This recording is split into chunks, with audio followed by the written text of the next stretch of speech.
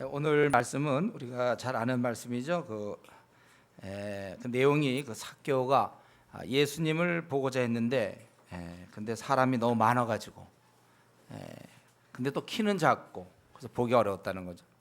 사람만 없으면 뭐 키 작아도 볼 수 있는데 사람이 너무 많아. 아니면 혹은 키가 컸으면 사람 많아도 볼 수 있지만 사람 많고 키는 작고, 그래서 보기가 힘들어서 결국 그는 나무 위로 올라갔죠. 그래서 4절에 보면 돌무화과 나무, 뽕나무라고 얘기할 수 있는데 그 바로 뽕나무 위에, 돌무화과 나무 위에 올라간 것입니다.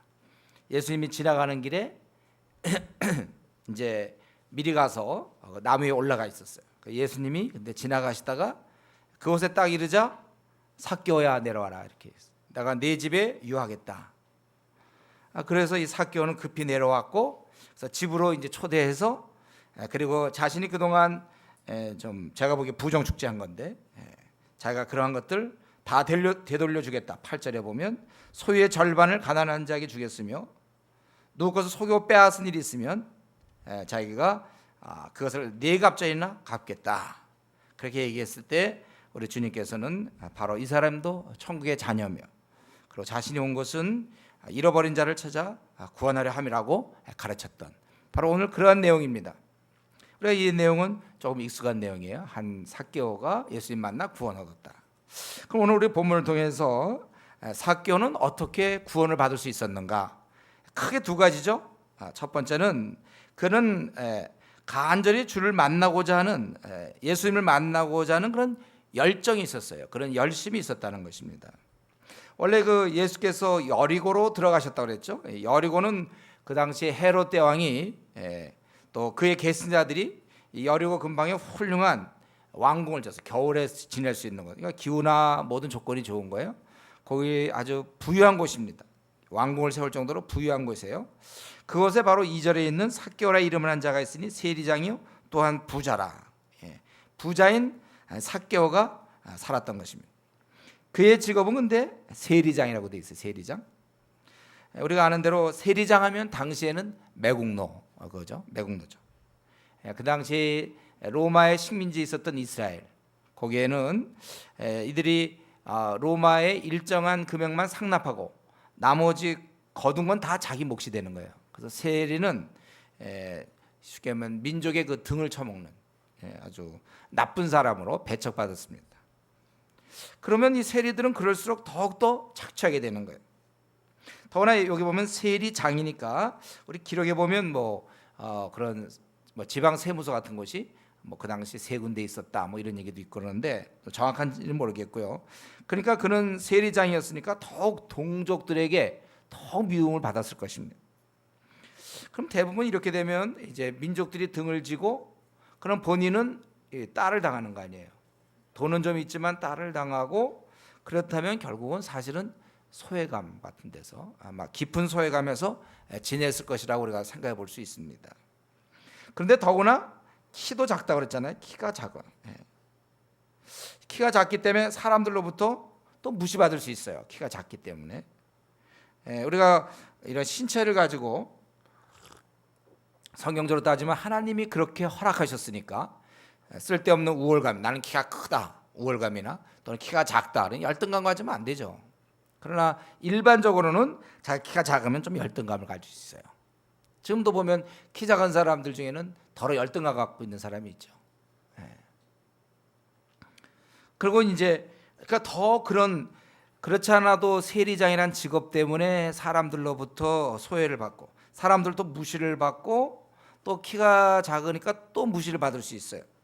그러니까 더욱 그럴수록 더 이 사람들은 사람 앞에서는 자기가 어떻게 하든지 무시 안 당하려고 항상, 그러니까 근엄하게 항상 무게를 잡고, 그 눈빛은 항상 도도하게, 제가 안 봤지만 그랬을 거라고 생각해요. 아주 도도하게 어디 갈 때도 항상 근엄하게, 무시당하니까.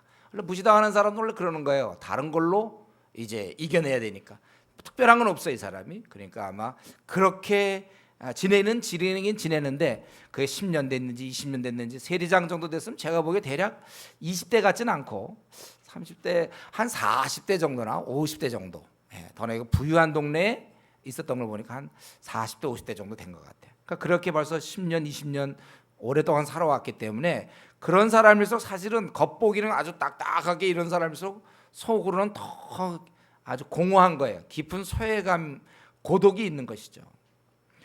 자신은 어떻게 때로는 생을 한번 돌아볼 때마다 생이 참 이렇게 저주스러울 수도 있을 거예요. 나는 왜 이렇게 사람들과 같은 무시를 당하나. 더나 그 당시에 유대인들이었기 때문에 하나님을 알고 있었단 말이죠. 그러나 모두가 인정하는 죄인이었거든 그는. 나중에 거기에 8절에 그가 재정적인 얘기하는 걸 보니까 많이 착취했던 것 같아요. 그러니까 그런 삶 자체가 만족스럽지 못했겠죠. 그는 늘 왕따겠죠. 깊은 소외감과 고독이 그에게 있을 거예요. 차라리 가난할지언정 사람들과 어울리면 그건 괜찮아요. 근데 사람과 어울리지 못하고 키도 작고 죄인이라고 손가락질 받는 바로 그러한 자, 그러한 자신, 그러한 인간, 그렇게 살다가 그던 차에 예수님께서 그 여리고로 동네를 지나간다는 그런 소문 얘기를 듣게 됐어요. 그렇기 때문에 그는 만나보기를 원했다는 것입니다.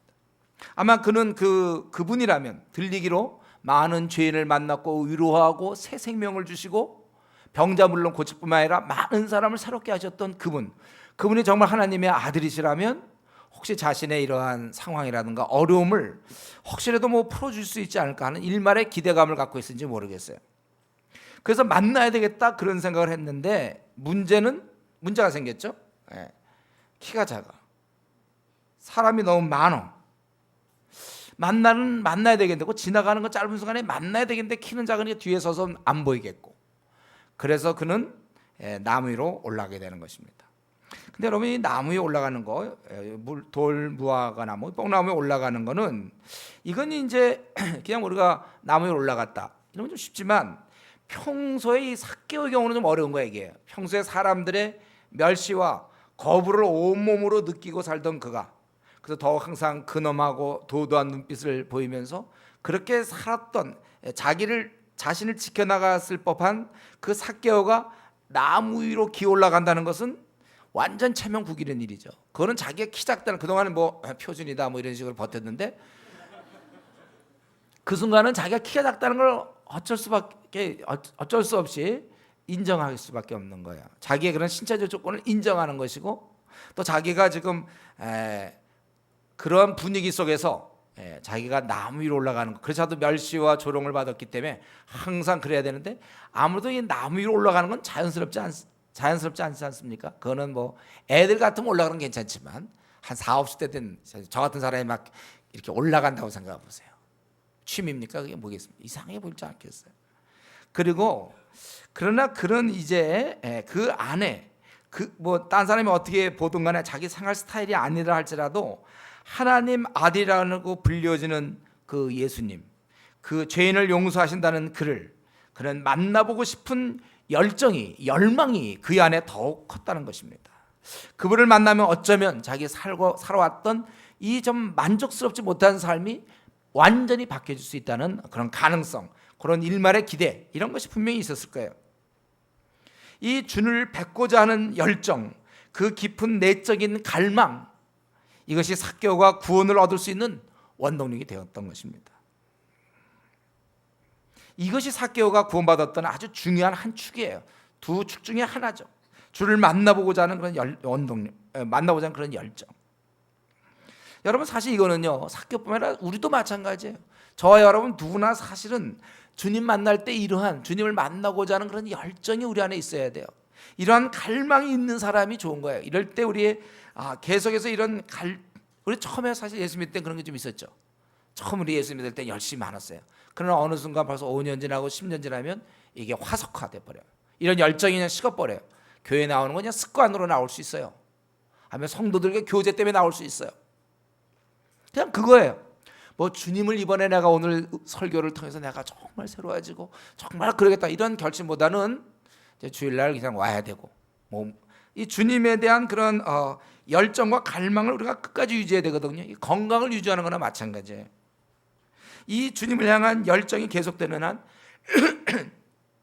우리는 안심해도 됩니다. 우리의 신앙은 멈추지 않아요. 우리는 계속 자라날 수 있어요. 여러분 우리가 풍성함을 누리되 과거의 것만 누려서는 안 되는 겁니다. 주님 안에 지금 무한한 풍성함이 있기 때문에 계속 누려나가야 돼요. 이 정도면 됐다 하는 순간이 안 되는 거예요. 이 주를 향한 열정이 벌써 내가 처음 예수 믿을 때 뭐 이런 게 혹시 있었는지 모르겠어요. 그러나 어느 순간 이게 사그러 들어갔다면 다시 이렇게 해야 돼요. 우리 이 열정은 생을 마치는 날까지 계속될수록 좋습니다. 이게 식어지면 신앙도 식어지는 거예요. 이런 주님을 향한 열정만 우리가 계속 유지할 수 있다면 우리는 계속 좋은 거예요. 계속 우리도 부부간에도 그렇잖아요. 처음에 그런 막 그 데이트할 때 그런 사랑만 있으면 왜 싸웁니까? 그럼 만약 그 사랑만 계속 유지할 수만 있다면, 그때 내가 뭐 눈에 뭐가 씌었지 뭐 벌써 이런 얘기 나오는 거는 이미 식어진 거예요. 그냥 계속해서 좋으면 좋잖아요. 우리가 이 주를 향한 목마름이 식어지지 않도록 여러분 이걸 잘 관리하세요. 이거 한번 떨어지면요 올라오기 어려워요. 그래서 우리 성경에 보면 처음 교회 나온 사람들한테 이런 일을 맡기지 말라고 그랬죠. 왜 그렇습니까? 처음엔 누구나 다 열심히 하거든.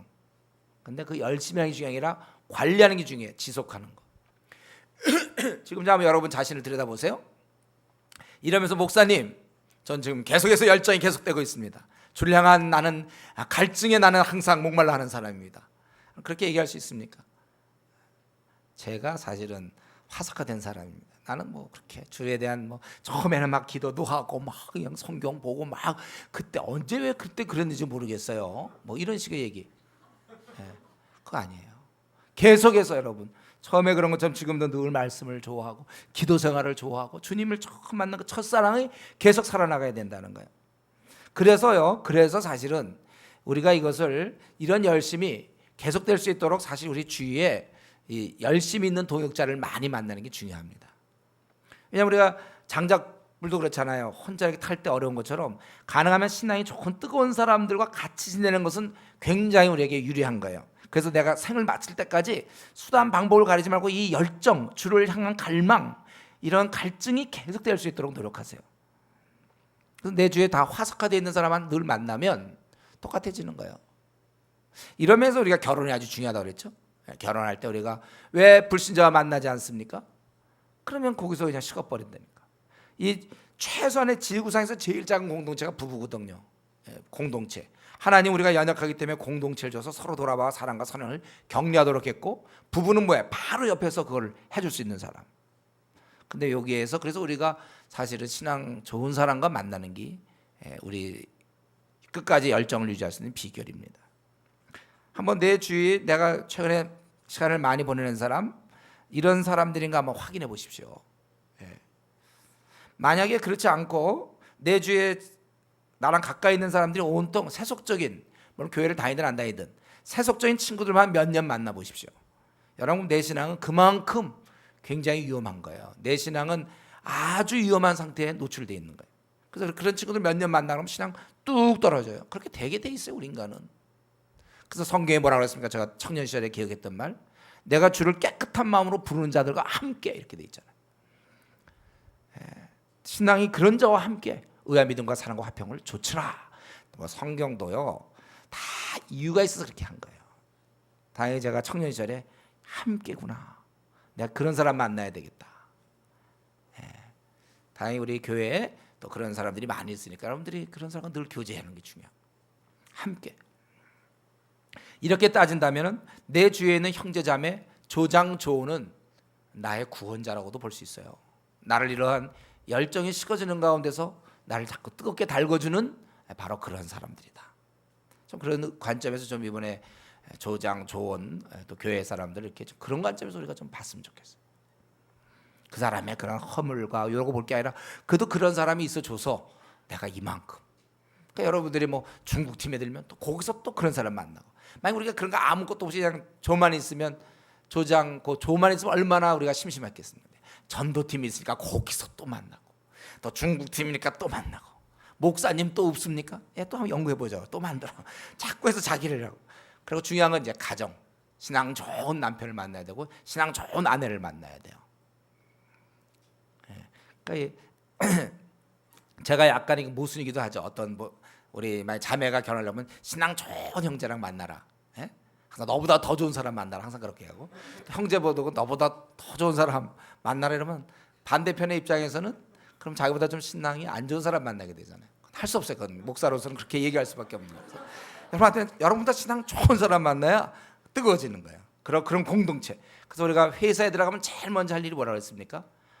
믿는 자하고 먼저 차부터 마시라고 그랬죠. 그래서 먼저 이걸 딱 나를 보호할 수 있는 구성을 딱 해놓고 회사 생활 출발해야지. 혼자 막 뜨거웠다가는 얼마 안 가요. 신앙 좋은 친구 만나야 돼요. 교회 다니는 친구 만나는 거 아니에요? 교회 다니는 사람 우리나라에 얼마나 많은데. 신앙이 좋은 사람, 뜨거운 사람, 열정 있는 사람. 이러한 열정, 우리가 이거를요, 오늘 이 삭개의 모습을 보면서 우리가 이걸 배워야 되는 거예요. 이러한 열정, 주를 만나보고 싶어하는 그 열정, 우리 계속돼야 된다는 거예요. 그런데 여기서 중요한 거는 뭡니까? 이런 열정이 있지만 나무 위로 올라가는 행동은 또 다른 거예요. 이거는요, 열정과 올라가는 행위는 좀 다릅니다. 열정 때문에 올라갈 수도 있지만 어떤 경우는 열정 갖고 있지만 중단하는 경우가 있다는 거예요. 삭개오는 이 열정을 이루기를 원했어요. 그는 나무 위에 올라가는 것을 선택했고 이것은 그의 생애 최대의 결단이 된 거예요. 이 결단이 너무 중요한 거예요, 여러분. 자기가 이 결단, 이 행동과 결단으로 인해서 그는 정말 영원토록 타는 그 지옥의 그 불못으로부터 그는 이 결단 때문에 구원을 얻게 되는 거예요. 그는 지옥 가지 않게 된 겁니다. 그는 천국에 가게 된 거예요. 이 결단 때문에. 물론 이 나무 위로 올라갈 때는 왜 어렵습니까? 바로 주위 사람의 비웃음이 있을 수 있잖아요. 조롱이 있을 수 있어요. 삭개 올라갔네. 막 사람 동네 꼬마들도 그럴 수 있을 거예요. 뭐냐 이렇게 올라간다. 그러나요, 주위 사람이 어떻게 보는 건가는 그건 나에게서 중요한 게 아니에요. 그들이 내 생을 대신 살아줄 거 아니잖아요. 그들이 내가 지옥 갈 거 대신 지옥 가줄 사람입니까? 그거 아니거든요. 어차피 내 생은 내가 책임져야 돼요. 지금까지 여러분이 살아온 생 여러분이 책임져야 돼요. 그렇게 되는데 이 면에서 삭개오는 참으로 결과적으로 생애 가장 중차대한 결단을 이때 한 것입니다. 그게 이 무화과 나무, 뽕나무 위로 그가 올라가는 것이었습니다. 아마 제가 생각할 때 오늘 본문에는 안 나오지만 삭개오는 그런 생각을 좀 하지 않았을까요? 자기가 지금 어차피 별로 만족이 안 돼, 이 삶 자체가 풍성하지도 않고 사람들로부터 어떻게 하다 보니까 왕따를 당하는 입장이 됐고 또 자기도 유대인으로서 자기도 이렇게 하나님 앞에 죄인인 걸 자기가 알고 지옥 갈 인생이고 어차피 이따 살다 죽을 것이 뻔하니까 그래도 한번 뭐래도 시도해봐야 될 게 아닌가 이런 생각을 한 것 같아요. 어차피 이렇게 살아 죄인으로 지옥 가는 건 뭐 뻔한 거니까. 그래서 시도했다가 안 되면 그건 뭐 할 수 없는 거죠. 아니면 마는 거죠 뭐. 그러나 지금 다른 길이 없으니까 혹시 내 문제가 해결될지도 모르는데 우리도 그런 뭐 밑죄 번전이다 이런 거 있잖아요. 해서 뭐 안 되면 마는 거죠. 그러나 아마 속으로 했는지 모르겠어요. 어쨌든 이 반응은 이건 흔하지 않은 반응이고 이런 결단은 사람들이 잘 못 내려요. 보통 사람들은 주위 사람의 평가에 항상 눈이 고정되어 있는데 그는 이번에 이렇게 한 것이죠. 여러분 우리가 전도할 때 보면 그렇잖아요. 어떤 사람에 대해서 이 영원한 생명, 당신은 하나님의 진노 아래 있고 그 죄 때문에 지옥 갑니다. 이 영원한 생명에 대해서 좀 얘기해주고 구원에 대해서 우리가 얘기해 주려면 어때요? 얘기 꺼내기 전에도 됐다고 그런 사람들 많잖아요. 됐다고 말해서. 아예 듣지도 않으려는 사람이 우리 주위에 얼마나 많이 있습니까? 그렇다고 해서 그 사람이 무슨 답이 있냐면 그것도 아니에요. 답도 없으면서 만약에 정말 그래서 어쩌다 대화가 돼서 물어보면 이제 뭐 잘 모르겠다 하죠. 죽은 다음에 어떻게 됩니까? 잘 모르겠다. 뭐 윤회되겠죠. 먼저 사는 동안 뭐 정직하게 살았는데요. 뭐 그런 거. 신에 대한 문제 아무것도 몰라. 아니 뭐 현실이 뭐 복잡한데 뭐 미래까지 뭐 죽음까지 생각하겠느냐. 뭐 이런 얘기나. 아니면 이제 제일 한심한 대답은 그거죠. 죽어보면 안다. 이게 죽어봐야 안다. 그 말 누가 못합니까? 근데 죽었는데 지옥에 있으면 그때 알아서 내 지옥에 있구나. 어떻게 하겠냐. 우리는 지금 구원하려고 그러는데 죽어보면 안다고. 죽어봐야 알겠죠. 뭐 이런 식으로. 여러분 이렇게 우리가 만약에 그렇다면 이렇게 불확실할 바에는 한번 알아보려고 하지 않겠어요? 그러고서 아니면 그때 가서 뭐 그만두면 되는 거 아닙니까? 우리가 사실 이런 문제에 있어서 현명한 태도는 한번 알아보는 거예요. 이 결단과 이 선택에 의해서 자신의 영원한 운명이 결정되는 것이고 이런 면에서 삭개오는 용기가 있었어요. 자기가 이 뽕나무로 올라가는 행위는 평소 근엄한 40, 50대에 부자인 자기로서는 어울리지 않은 행동이지만 사람들이 자기를 그렇지 않아도 왕따인데 얼마나 조소할까 그렇게 느끼는 그것보다는 자신의 내부의 이런 문제, 내가 그래도 그분을 만나봐야 되겠다, 자신의 내부로부터 생기는 문제에 정직했고 덮어두지 않았다는 것입니다. 자기 생애 전부 전체가 걸린 이 문제인데 내가 주위 사람들 내가 신경 쓸 게 뭐 있어요? 여러분, 우리 실제 모든 인간은요, 우리는 사실 쓸쓸한 사람들입니다. 여러분, 삶이 가만 보면 쓸쓸한 거예요. 또 허무하기도 하고. 저 대학 시절에 그 허무함 때문에 술 먹었잖아요. 허무해, 참 사는 게 허무해. 제가 주님을 확실히 만나 뵙기 전에는 참 허무하고 쓸쓸했어요. 공허했죠. 뭐 생이 뻔하잖아요. 혼자 이 땅을 왔고 또 언제 혼자 이 땅을 조용히 가야 돼요. 어디론가 우리는 떠나야 됩니다. 이것이 인간의 실존이에요. 우리가 어디서 왔고 또 어디로 갑니까? 아무도 알지 못하고 알려주지도 못하는 문제예요. 그러는 중에 우리는 이 문제를 덮어놓고 사는 거예요. 바쁘게만 지내는 것입니다. 친구들과 어울려 지내며 이런 시간을 덮어놔요. 다행히 이 땅은 재밌는 일이 많아요. 향락이 있어요. 돈 버는 재미도 있고 뭘 하는 재미도 있어요. 거기에 이제 마귀가 그거에 다 빼앗는 거죠. 돈 벌게 하고 재미있게 하고 막 이런 걸로. 그래서 사실은 해결도 못하면서 매일 분주하게 살아감으로 이 문제를 비껴나가고 있는 거예요. 우리 동네 가면 뭡니까? 퇴근 후에 거기 출근한다고 그랬죠. 다들 출근해서 넥타이 메고 왔거든. 그저 마시면서 고기 구우면서 동네 일대가 그래요. 그들은 매일 이거 마시고 먹으면서 비껴나가고 있는 거예요. 그래 이제 그렇게 사는 거예요. 그리고 또 직장 가면 얼마나 바쁩니까? 그냥 바쁘다 보면 그냥 돌다 보면 그냥 그렇게 사는 거예요. 오늘 그런 사람들이 많은 데 비해서 이 삭개오는 이런 면에서 그 문제와 대면했고 결국 이 끈적끈적한 영혼의 문제를 결국 해결한 것입니다. 사실은 이 나무 위로 올라간 것은 잘 살펴보면 그동안 자신의 삶이 만족치 않았음을 사실은 고백한 겁니다. 많은 사람들 보는 자리에서 자기가 그 올라갈 이유가 원래 없어요. 뭔가 그 내부의 그런 허무함과 공허함과 만족지 못함 이게 있으니까 그가 올라간 거예요. 이러면서 그는 자기가 살아왔던 남들이 보면 돈 많으면 행복하라는 돈 많고 오히려 이럴수록 아마 삭개오는 행복한 표정을 지었을지 몰라요. 그러나 그가 뽕나무에 올라간 것, 이 돌 무화과나무에 올라가는 그 순간은 무엇입니까? 자기가 그동안 살아왔던 자기의 삶을 부인하는 행동이기도 했습니다. 이게 호기심이 아니에요. 단지 호기심은 이렇게까지 안 했을 거예요. 다른 사람은 혹시 이렇게 할 수 있어, 호기심 때문에. 그러나 이 삭개오는 사람들로부터 무시당했고 죄인이라는 칭호를 듣고 키가 작다고 열등감에 빠져 있고 그가 뽕나무에 올라간 건 다른 사람이 올라간 거 달라요. 호기심이 아니에요. 이거는 그는 어쩌면 그의 그동안의 자존심, 체면, 지금까지 자기가 살아오면서 구축한 자기가 행복하게 나름대로 했다고 생각하는 그 모든 삶 자체를 그 순간 부정한 것입니다. 그 무거운 아주 그 두꺼운 껍데기를 벗고 적나라한 모습으로 뽕나무에 올라가 매달려 있는, 뽕나무에 올라가 있었던 거예요. 지나가는 주님을 기다리면서 자기가 이끌어온 삶이 실패였음을 그가 공개적으로 시인한 것입니다. 우리는 각자 자기의 삶을 지금까지 이끌어왔어요.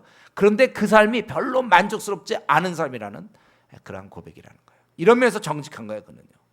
그걸 자꾸 이렇게 두르지 아니하고 뽕나무로 올라간 그것은, 돌 무화과 나무로 올라간 것은 자기의 삶은 사실은 만족스럽지 못했음을 만천하에 알린 것입니다. 이런 면에서 용기가 있었다는 거예요. 이럴 때 예수께서 그것에 이르사 5절에 보면 5절부터 7절까지 보면 예수께서 삭개오를 부르죠. 이르사 쳐다보시고 이르시되 삭개오야 속히 내려오라. 내가 오늘 내 집에 유하여 하겠다 하니 급히 내려와 즐거움이 영접하고. 여러분 삭개오 입장에서 보세요. 이제 나무 위로 올라가서 이러고 예수님을 이제 기다려요. 수많은 사람이 있어요. 자기가 이러고 기다리고 있는데 주님이 지나가시다가 삭개오야 내려오라. 이게 어떤 일입니까? 사실 전혀 생각할 수 없었던 일이죠. 자기 이름을 안단 말이에요. 그다음 뭐 삭개오하고 이름 붙였을까요? 삭개오. 뭘 사? 삭개오? 붙였어요, 그다음 삭개오? 근데 주님이 지나가시다 삭개오야 내려오라. 아마 제가 생각할 때 그 장면을 생각해 보면요, 그때 어떻게 내려왔을까? 내가 보기 거의 졸도하지 않았을까 이때? 그걸 어떻게 나를 내 이름을 알아요? 삭개오야 내려오라. 아마 그때 제정신이 아니었을 것 같아요. 어떻게 내려왔을지 모르겠어요. 떨어지지 않았을까? 그럴 때 그가 급히 내려왔어요. 즐거워했어요. 이게 받아줌이거든요. 이름을 알고 계신다는 거예요. 이 삭개오가 뽕나무에 올라간 그 결정은 정말 잘한 것입니다. 그분이 그의 마음을 알고 있어요. 수많은 사람이 있었는데 많은 사람이 구경하고 있을 때 삭개오라는 자기 이름을 부르면서 내려오라고 그랬다는 거예요. 그 많은 사람은 그냥 모인 사람이에요. 그냥 군중이고, 오직 삭개오만이 내적인 간절함을 갖고 주님을 찾고 있었죠. 주님을 찾고 있었지만 사실 주님도 삭개오를 찾고 있었어요. 여러분, 주님은 사실은 우리를 훤히 다 알고 계세요. 내 이름도 알고 있습니다. 우리의 나이와 내 가족과 내 성격과 또 나의 어떤 꿈과 혹은 나의 어려움과 나의 이런 상황을 모두 알고 있어요. 주님은. 이것을 여러분 잊지 마십시오. 주님이 현재 내 상황을 다 알고 내 이름을 알고 있고, 성경에 머리 털까지 새 신바 되었다고 그랬잖아요. 다 알고 있다니까. 이거 누가 자기 머리털 몇 개인지 아나요? 또 쉬었다가 그 다음날 또 많이 빠지는데 어떻게 알아요? 그분은 내 머리털까지 다 아신다고 그랬어요. 여러분 잊지 마세요. 이거. 그러기 때문에 내 마음을 다 알고 있단 말이에요.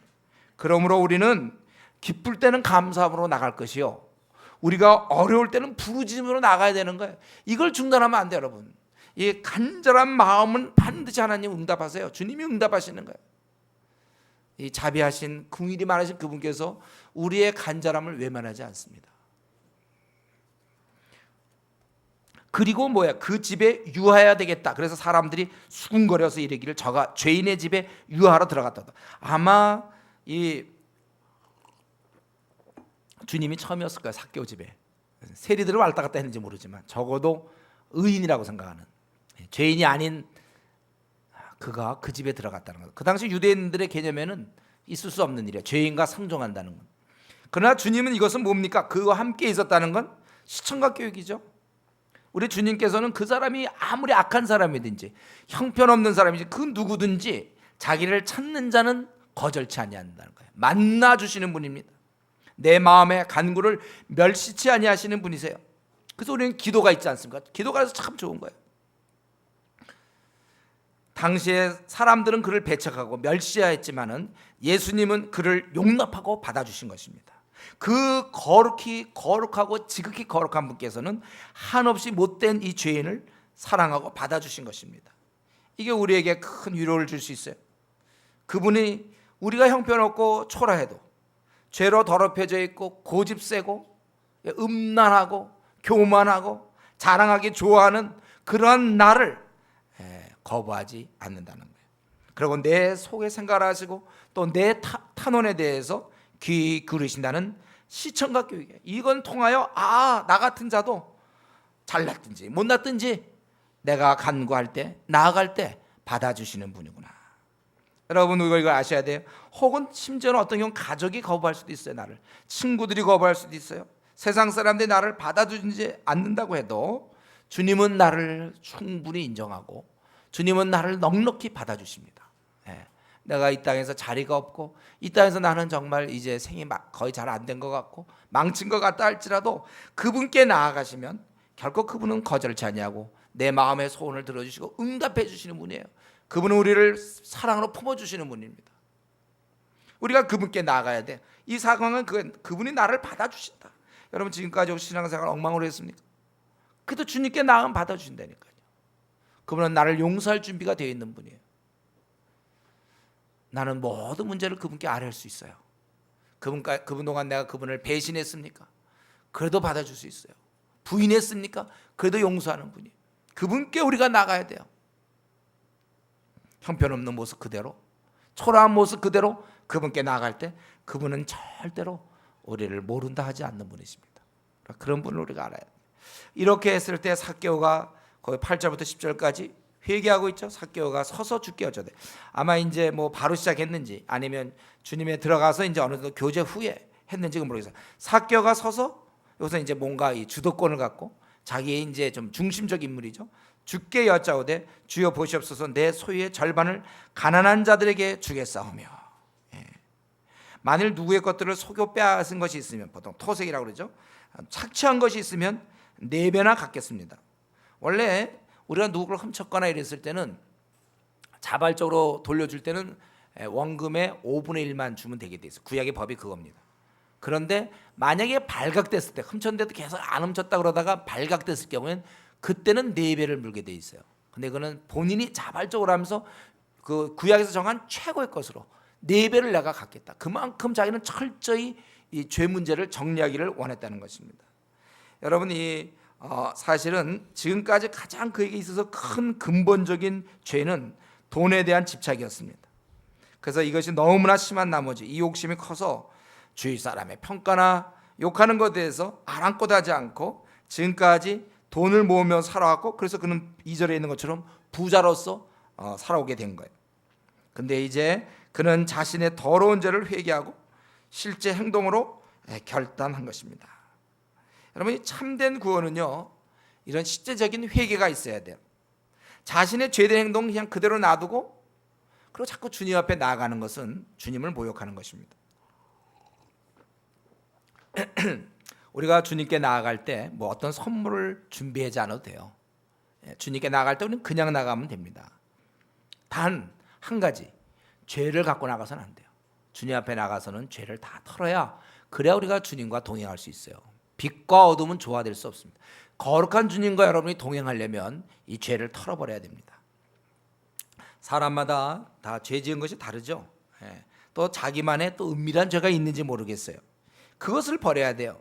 그것을 고백하고 끊고 결단해야 될 것입니다. 그래서 우리가 죄를 졌으면 그 용서를 구하고 결단을 해야 돼요. 그러나 오늘 이 8절을 통해서 깨닫는 건 뭡니까? 우리가 이 회개 때 한 가지 중요한 사항을 우리가 알아야 되는데, 자기가 책임질 수 있는 것은 또 책임져야 된다는 것이죠. 그래 비로소 그게 진정한 회개를 한 거예요. 예를 들면 내가 남의 돈을 훔쳤다. 그 돈 내가 훔쳤으니 주님 용서해 주십시오 하고 이제 훔친 돈 갖고 또 자기가 사 먹고 싶은 거 사 먹고 마음껏 써. 그리고 그냥 용서를 구해. 주님 내가 남의 돈을 훔쳤으니 용서해 주십시오. 그리고 그 돈 가지고 뭐 옷도 사 입고 계속해서 카드를 제가 훔쳤으니 용서해 주십시오. 카드 긁고 말이에요. 이건 농락이에요. 이런 건 죄 용서 회개가 아니에요. 진정한 회개는 이게 아니죠. 그래서 내가 훔쳤으면 갖다 줘야죠.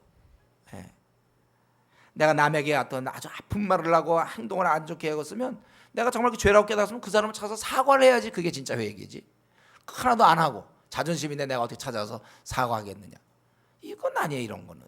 여러분이 회개는 우리의 그 결단과 행동이, 구체적인 행동이 뒤따라야 되는 겁니다. 제가 가끔 상담하지만 때로 요즘에 청년들 중에 보면은 뭐 자기가 어떻게 뭐 좀 안 좋은 거지만은 성적인 범죄를 했다. 여성을 내가 범했다. 그래서 하나님께 이제 용서를 구했다. 내가 잘못했다고. 그게 끝입니까? 그럼 책임을 져야죠. 그 여성에 대해서. 자기가 성적인 범죄를 했으면 보통 이제 남자들은요, 성적인 그 전까지 괜찮다. 성적인 범죄까지 그 선만 넘으면 그때부터 보통 자매를 싫어해요. 매력이 끝났거든. 때로 보면 어떤 여성들은 형제가 자꾸 성을 요구한다는 거예요. 그래서 내가 거부했다가는 나를 버릴까 봐. 그래서 응락해 주는데 그게 바보 같은 짓이죠. 끝까지 버텨야 되는 거예요. 성경 물론 주 결혼 이후에만 성관계를 하라고 그랬지만은 그 명령도 물론 있고, 그리고 자기가 만약에 놓칠까 봐 그러면 그건 결국 놓치게 돼 있어요. 성적인 거는요. 그 매력을 다 잃어버리는 거예요. 그렇게 남자는 그렇게 돼 있어요. 원래 구조가 안 되게 돼 있어요. 그런 면에 있어서. 그 성경에도 보면 그때 우리 암논 같은 경우에 그렇게 연애하다가도 막상 자기가 강제적으로 성폭행 해놓고서는 또 쫓아내지 않습니까? 그래서 결국 이제 그것 때문에 압살롬이 죽이게 되고 뭐 이제 사건이 벌어지는데, 성경에 있는 걸 우리가 잘 알아야 돼요. 그 자기가 만약에 성적인 범죄를 했으면 그 다음에 그 아내를 맞아서 책임을 져야지. 자기 싫다고 이제 또 딴 자매 만나고 대신 용서를 구했다. 하나님이 그래서 용서해 준다. 용서받았다. 마음이 평안하다. 그러나 그것은 거짓된 평안이에요. 그런 건 잘못된 겁니다. 자기가 책임을 져야 돼요. 내가 누구에게 재정적 손해를 끼쳤으면 내가 물론 이제 돈을 빌렸는데 사업상 망해갖고 거지가 됐다면 못 갚죠, 그거야. 그러나 자기가 돈을 빌렸다가 내가 그 사람 손해를 끼쳤으면 그냥 미안합니다, 이게 아니죠. 찾아서 그걸 갚아줘야죠. 갚아야 되는 거예요. 그래서 우리 성경에 보면 악인은 돈을 꾸고 갚지 않는다고 그랬어요. 이게 악인의 특징입니다. 여러분 혹시 누구의 돈을 좀 빌린 거 있습니까? 빨리들 갚으세요. 그거 왜 떼어먹으려고 그럽니까? 악인은 뻔뻔하게 그대로 있는 거예요. 그걸 갚아야 돼요. 내가 손해가 될지언정. 우리가 그게 진정한 회개죠. 책임짐 없이 갚음 없는 회개는 그거는 참 회개가 아닙니다. 그건 모조 회개, 회개하는 척하는 거예요. 내가 행했던 범죄와 허물들 구체적으로 내가 갚을 수 있는 건 다 갚아야 돼요. 거기서 하고서 그러고 나오는 거예요. 재물이나 실제적으로 어떠한 손해보는 거 없이 하나님을 용서해 줬으니 됐다, 그렇게 말하는 것은 그건 기만인 것입니다. 저는 그거 잘 몰라서 얼핏 누구한테 좀 들었는데 아직은 모르지만 뭐 영화 중에 뭐 그 밀양인가 뭐 영화 보니까 뭐 그런 게 맨 끝에 뭐 나온다고 그러던데 한번 보신 분이 있는지 모르겠어요. 보면은 뭐 저도 언제 한번 그걸 봐야 될지 모르겠어요. 내용이 뭐 신에 대한 내용인데 그 사람이 뻔뻔히 나쁜 짓 해놓고서는 그러고서 이제 용서해 주러 갔더니 감옥 너무 평안하게 지낸다 이거죠. 그래서 뭐 주인공이 또 실망했다. 본 사람 있어요? 내용을 잘 몰라. 들었어요. 한번 보고 얘기했으면 좋았을 텐데. 그건 잘못된 거죠. 그렇죠? 자기가 할 수 있는, 자기가 정말 보상할 수 있는 건 다 보상하고 할 수 있는 만큼 하고서 주님께 용서를 구해야지. 난 됐다. 아까 그 카드 훔쳐놓고서 잘못했습니다, 용서해 주세요. 잘 쓰고 있으면 그건 아주 나쁜 거예요. 그런 거는 우리가 이런 면에서 자기 죄를 정말 이런 면으로 행동으로도 자기가 이것을 갚을 수 있는 자, 사실 그 갚으면 되는 거고는 자기가 그동안 한 거 절반, 이건 보통 일은 아니죠. 이렇게 하는 것, 이런 자만이 천국에 들어갈 수 있는 것입니다. 그런데 우리가 여기서 생각할 것은요, 삭개오가 지금 뭐 소유의 절반이 뭐 내갑절이니 이런 것을 운운한 것은 사실 그동안 그가 한 일에 대해서 욕먹으면서 그가 축제할 때는 나름대로 합리화시켰을 거 아닙니까? 뭐 나 이렇게 살 수밖에 없지 않느냐, 내가 이런 거 유지하려면 이렇게 해야지, 뭐 나는 어떡하냐, 이게 내 직업인데, 자기 나름대로 합리화하고 자기 욕심을, 그거는 어쩔 수 없는 삶의 방식이다, 이런 식으로 자기를 위로했던 모든 것을 이제 폭로한 거예요. 그것은 잘못됐다는 것. 그것을 모든 것을 사실 버린 겁니다. 자기 합리화를 버린 거예요. 그동안의 자기 의로움, 그것이 사실은 포장되었음을 고백한 것입니다. 어쩌면 그가 그동안 99.9% 항상 자기가 이렇게, 여러분 생각해보세요. 이렇게 남의 거 착취할 때 또 무슨 자기 나름대로 합당한 이유가 있을 거 아닙니까? 나쁜 짓 할 때 보면요, 다 나름대로 어쩔 수 없다는, 이럴 수가 어쩔 수 없지 않느냐, 다 이렇게 합리화해요. 왜 그가 그런 행동하는가? 다 나름대로 그거 없이는 사람 미쳐. 그러니까 그런 거 다 자기 합리화를 해야 나쁜 짓도 할 수 있는 거예요. 뭐 먹고 살기 위해서 그랬다든가, 제일 좋은 게 이제 그런 거겠죠. 나름대로 그동안 합리화했던 것, 그렇게 해서 10년 20년 지냈던 거를 이제 생애 처음으로 그걸 고백한 거예요. 그게 잘못됐다는 거예요. 그게 그의 마음속에 아주 깊숙한 부분에 있었던 거예요. 0.0001% 있었는지 모르겠어요. 그 잘못됐다 해도 뭐 꽉 99.9999가 나가서 꽉 누른 거거든요. 그러니까 0.0001이 잘못 99.9999가 우악 이러면 그동안 버티지 못했던 그러나 자기 마음 깊숙한 곳에 잘못됐다는 거 있거든요. 근데 그걸 합리화로 가자고 본인도 괜찮을 거라고 생각하고 본인도 의롭다고 생각했던 바로 그 부분이었어요. 그동안 축제하면서 내가 갖고 있던 모든 소유의 절반을 내겠다. 이게 사실은 보통 일이겠습니까? 그리고 내가 남에게 훔친 거, 내가 남의 거 뺏은 거 4배나 갚겠다. 자진해서.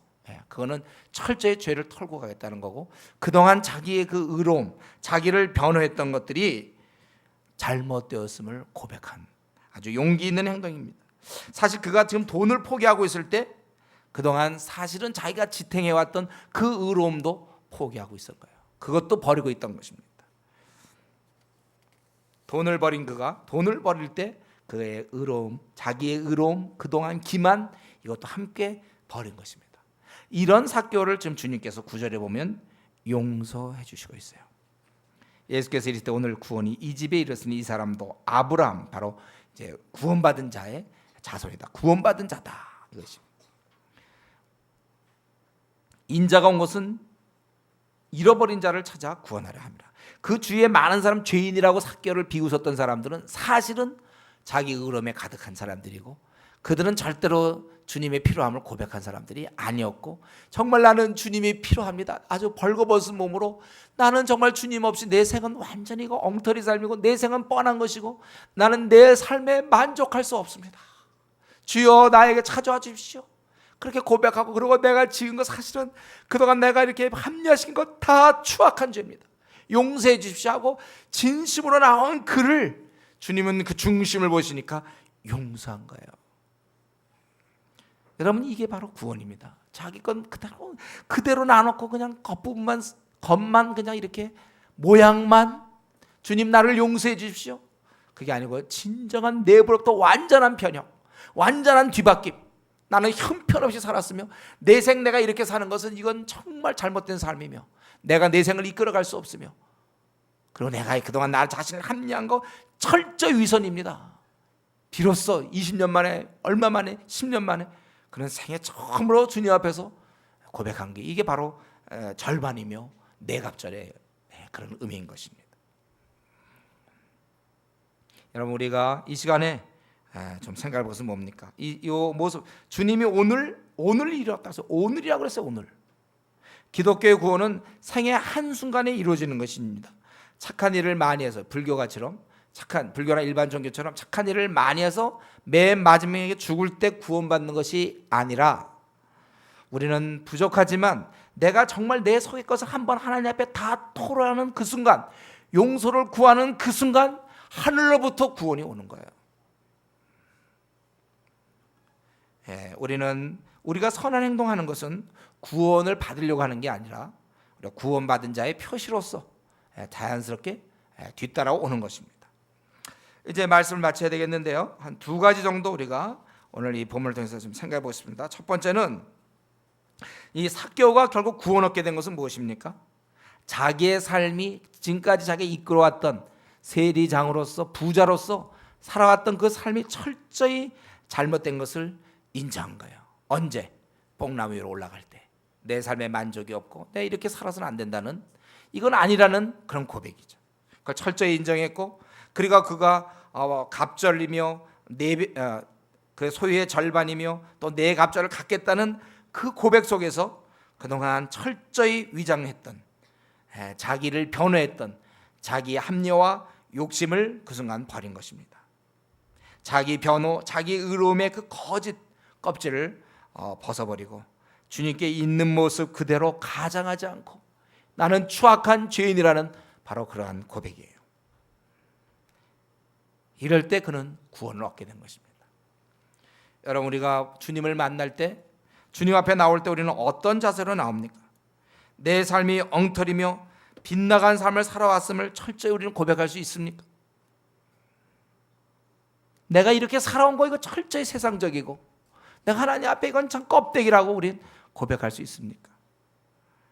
그리고 살아오면서 어쩔 수 없이 이렇게 살 수밖에 없었다는 자기 합리화, 자기 삶을 아주 위선적으로 포장했던 것들, 그 두꺼운 껍질을 벗어던지고 그 알맹이, 추악한 죄인, 하나님 앞에서 이 추악한 나, 이걸 가지고 내가 솔직히 시인할 수 있겠는가? 마음 중심을 보시는 주님께 우리가 이런 자세로 나아갈 때 그분은 그것을 기뻐하죠. 왜냐하면 다 알고 있는데 본인만 계속 우기고 있는 거거든요. 어쩔 수 없었다고 합리화시키고 있으니까. 추악함을 갖고 있는 주님 앞에는 나의 그 추악함을, 위선됨을, 거짓됨을, 자기의 그 의로움을, 어쩔 수 없었다는 것을 그대로 주님 사실은 그렇습니다 하고 얘기할 때 주님이 그걸 기뻐하시고 용서하는 거예요. 여러분도 한번 그런 경험 없습니까? 어떤 사람과 얘기하는데 다 아는데 자꾸 내 앞에서 거짓말하는 경우, 뻔한데 그거 다 알고 있는데도 거짓말할 때 얼마나 가증스럽습니까?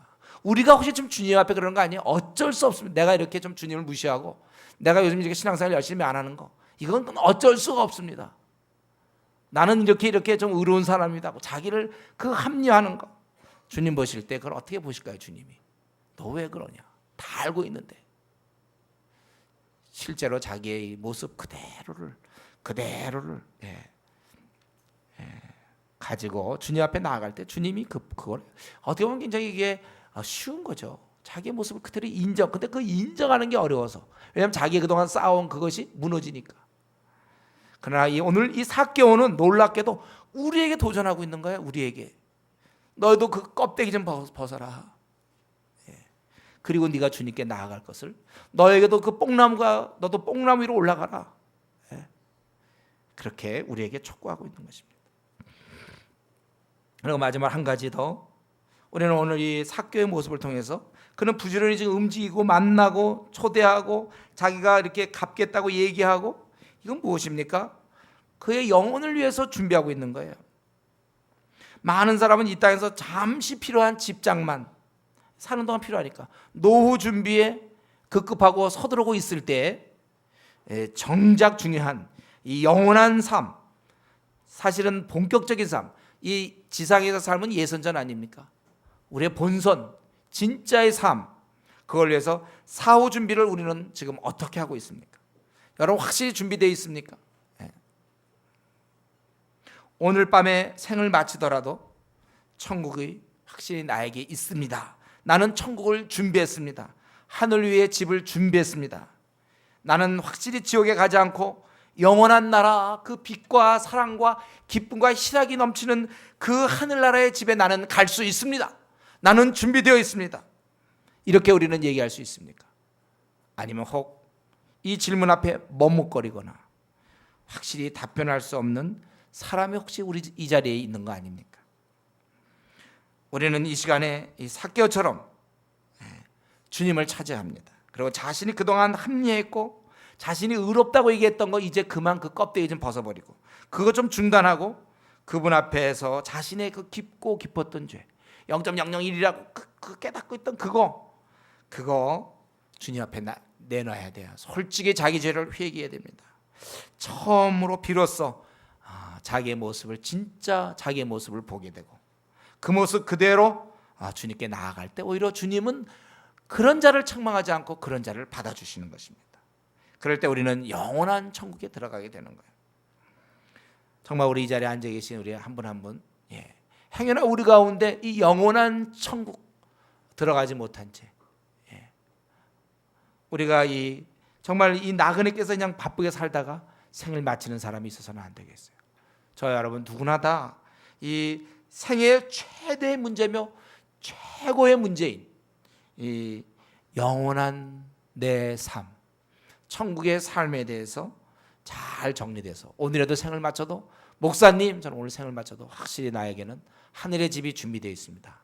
이렇게 고백할 수 있는 그런 성도들이 되시고, 또 그렇지 않다면 오늘 삭개오처럼 주님을 오늘 만나서 오늘 밤이라도 언제라도 좀 조용히 하나님 나는 이렇게 살아왔고 내가 이끌어온 이 삶입니다. 나는 이 아버지 앞에 내가 정말 감출 것이 없어요. 있는 모습 그대로 얘기해서 추악한 이 모습 그대로 나가서 용서받아 정말 영원한 천국의 백성이 되기를 바랍니다. 이 시간 같이 한번 기도하겠습니다.